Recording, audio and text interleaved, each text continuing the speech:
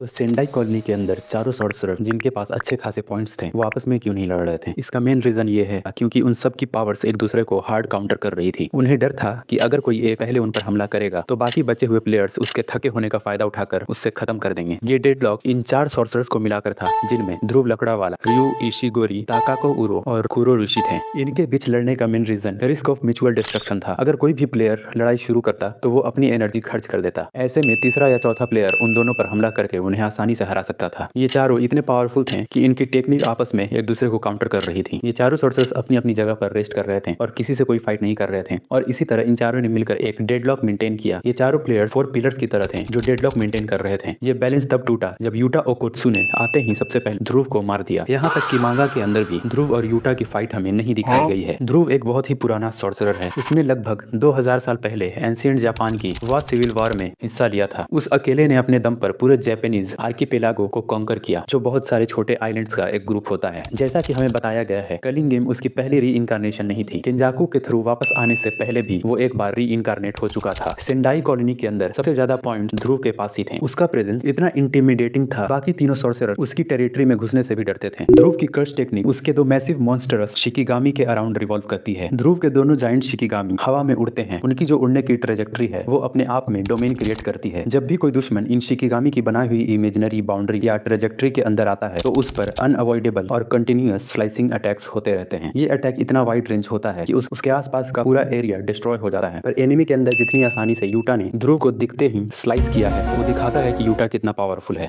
ध्रुव की डेथ के बाद यूटा इस टेक्निक को कॉपी भी कर लेता है।